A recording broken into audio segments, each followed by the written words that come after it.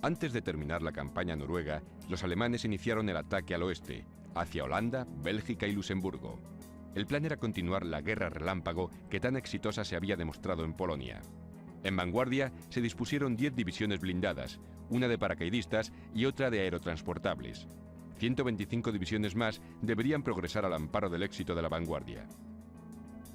El 10 de mayo de 1940, La Haya y Rotterdam fueron bombardeadas mientras los nazis cruzaban la frontera.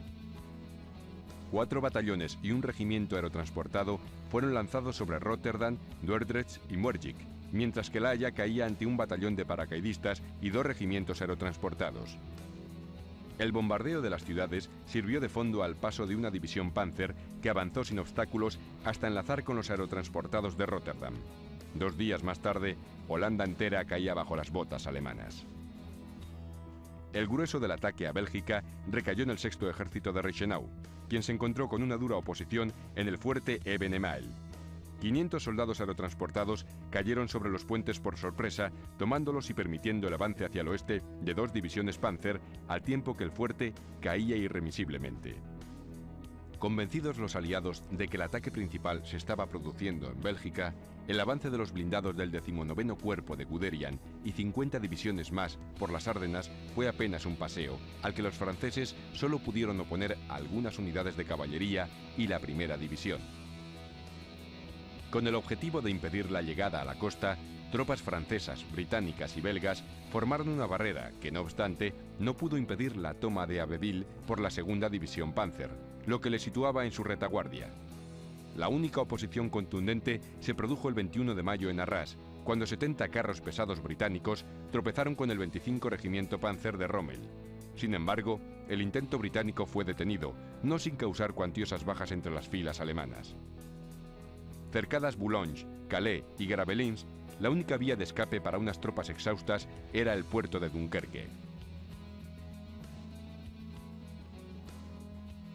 Entre el 22 de mayo y el 5 de junio de 1941, la ocupación de Bélgica quedó completada, por lo que Alemania se aprestó a invadir Francia para utilizarla como una futura cabeza de puente hacia Inglaterra. Francia estaba defendida fundamentalmente por la línea Maginot, que la separaba de Alemania, custodiada por 17 divisiones y las guarniciones de los frentes.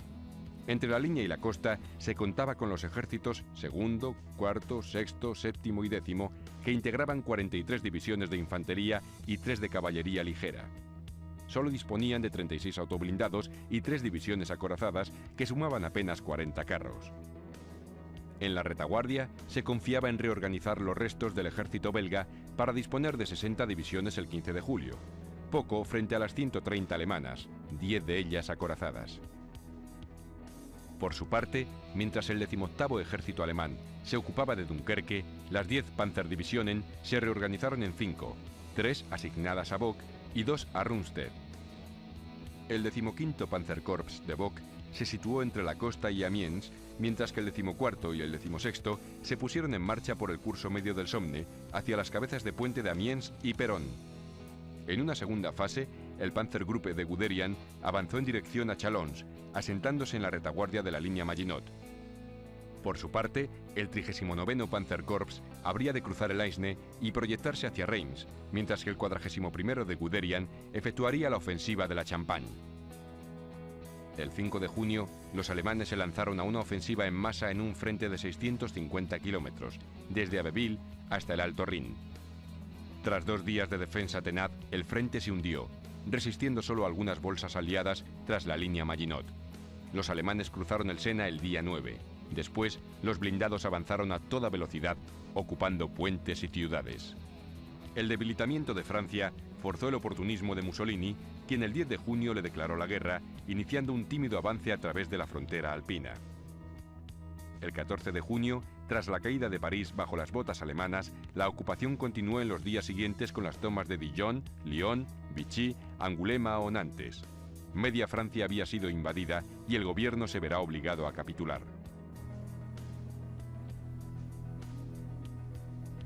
La Blitzkrieg, o Guerra Relámpago. Una nación alemana plenamente movilizada, golpeando de repente y sin previo aviso, utilizando la superioridad numérica, gran cantidad de tanques y avanzados aviones, para dominar a un ejército francés que se oculta en los fuertes fortines de la línea Maginot.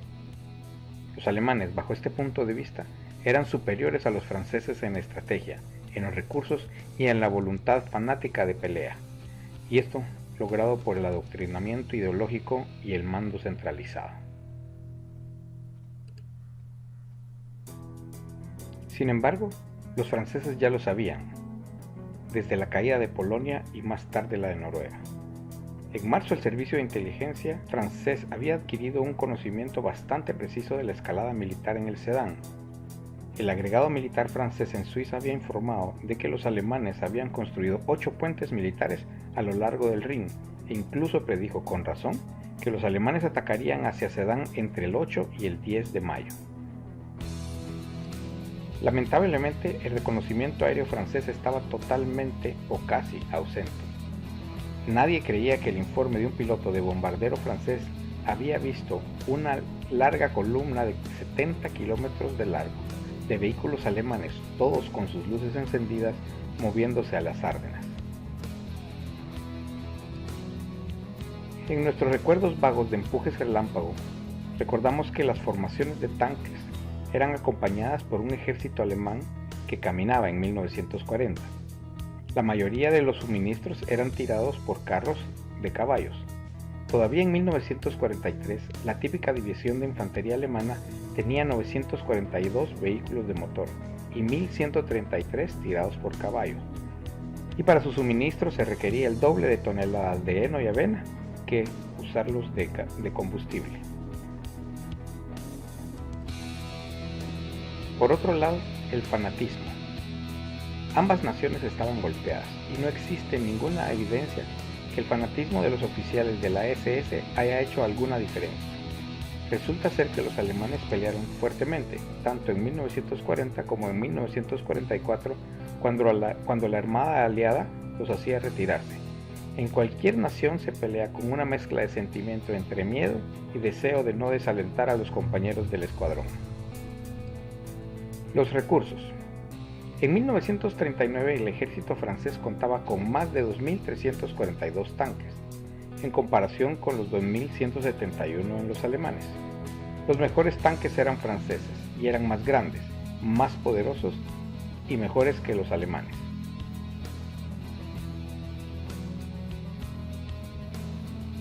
Lo único era que los tanques franceses, a diferencia de los alemanes, carecían de radio y por ello era muy difícil de maniobrar en forma concertada. El avión francés era ligeramente inferior al alemán, pero si se añade a los recursos franceses las fuerzas aéreas de Gran Bretaña y Bélgica, la fuerza de la Luftwaffe era probablemente, si no, menor que la de sus adversarios.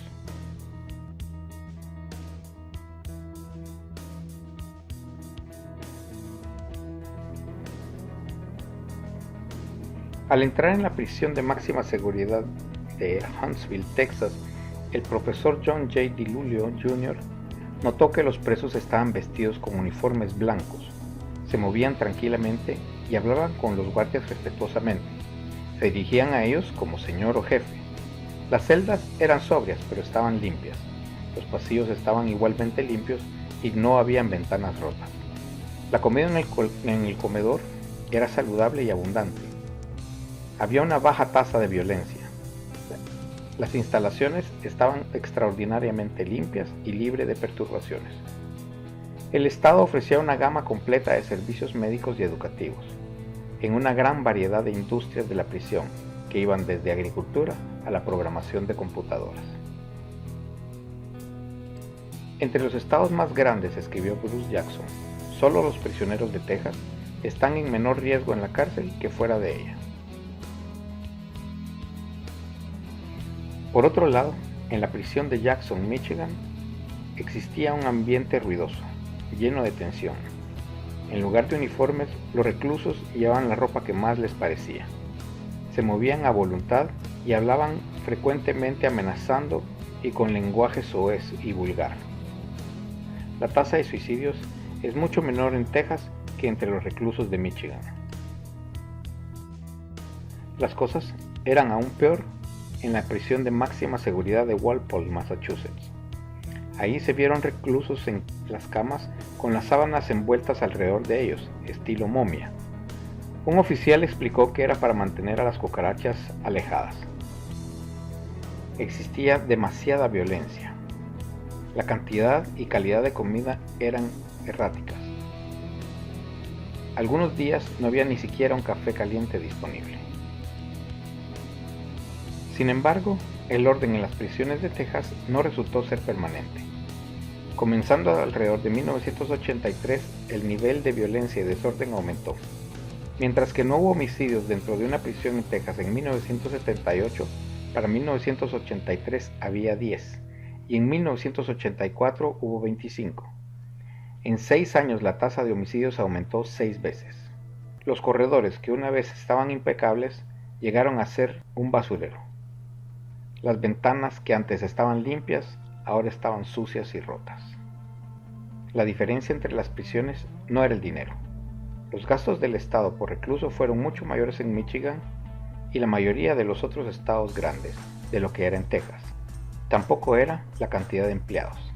Texas emplea menos guardias por cada 100 reclusos que lo que hacía Michigan. No era tampoco la cantidad de formación. En Texas recibieron 80 horas de formación inicial formal.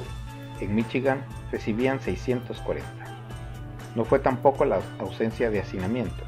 Las prisiones de Texas tenían mucho más reclusos por pie cuadrado de lo que lo hicieron en Michigan o California.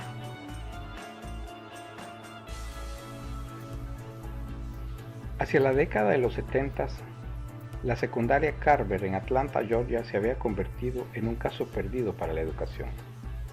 Los maestros, ninguno de los cuales vivían en la zona, estaban desmoralizados. Y es comprensible. Los pasillos de la escuela estaban sucios y gran parte del equipo estaba roto. Los estudiantes estaban desordenados y las peleas eran frecuentes. No había mucho aprendizaje. Todas las medidas estándares y el rendimiento de los alumnos era bajo, entre las más bajas de la ciudad. Dado que Carver, o la secundaria Carver, se dio a conocer como una escuela de problemas, otras escuelas de la ciudad trataron de transferir a sus alumnos problemáticos con el fin de sacarlos de sus colegios. Carver se estaba convirtiendo en el basurero del sistema educativo de la ciudad.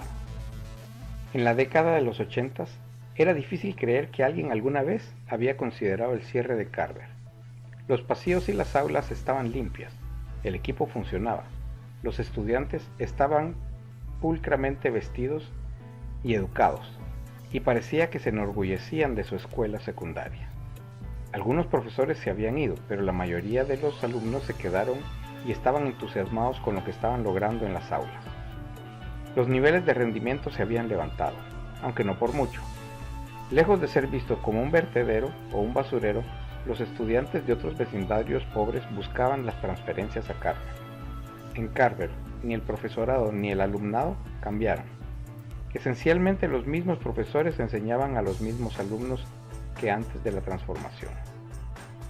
En Carver no se construyeron nuevos edificios, no había aumento del gasto por alumno, y ni siquiera un aumento promedio del número de niños por aula.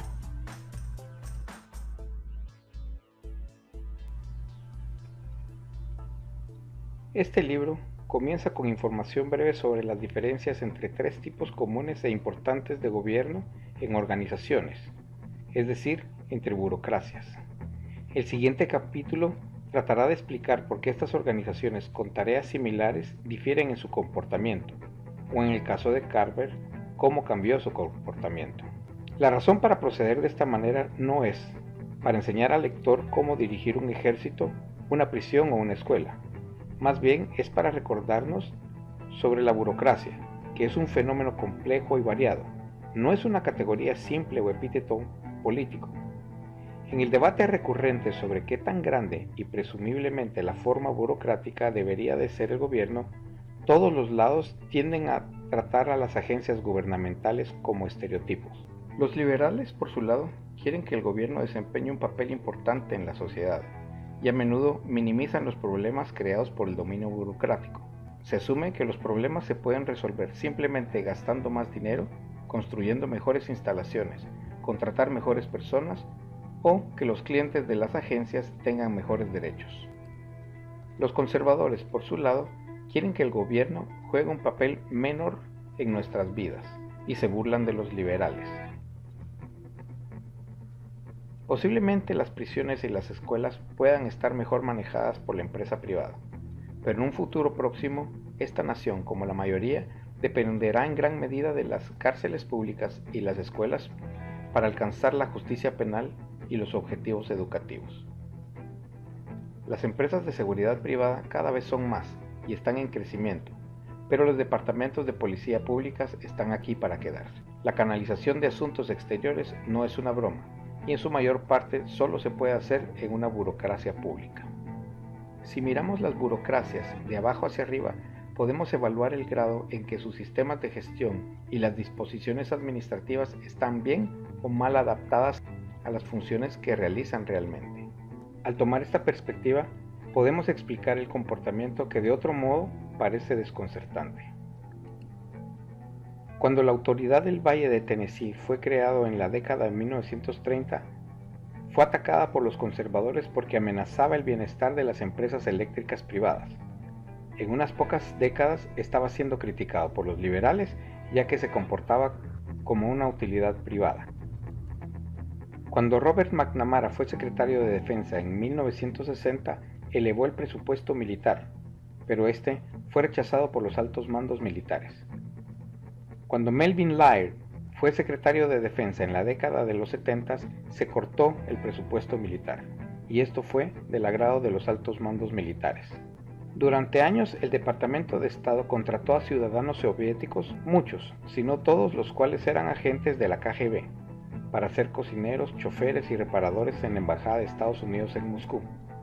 Cuando se les sugirió reemplazar a los agentes de la KGB con ciudadanos estadounidenses, el Departamento de Estado se resistió. El gobierno de Estados Unidos ha tratado de aumentar la proporción de mujeres que trabajan en los astilleros. Los astilleros privados han mostrado más aumentos que los que tienen los astilleros de propiedad del gobierno. Cuando un jefe de policía es nombrado con el fin de mejorar la calidad de la policía local, la tasa de criminalidad raramente baja, pero el número de multas de tráfico emitidos a menudo sube. Cuando se creó la Agencia de Protección Ambiental, los economistas que han estudiado el asunto sostuvieron casi unánimemente que la forma más eficaz para reducir la contaminación era evaluar un cargo para los contaminadores del efluente. La agencia ignoró este consejo y en su lugar demanda a los contaminadores en los tribunales. En los capítulos que siguen trataremos de explicar estos y otros rompecabezas ofreciendo, en su mayor parte, una vista de abajo hacia arriba de la labor de los organismos gubernamentales. Creo que este es un correctivo útil a la perspectiva común en muchos círculos políticos, legales y académicos. Al comenzar con estas tres importantes burocracias, ejércitos, prisiones y escuelas, esperamos haber dejado claro que el estudio de objetivos, los recursos y las estructuras de un organismo no siempre dan una pista muy útil sobre lo que va a suceder.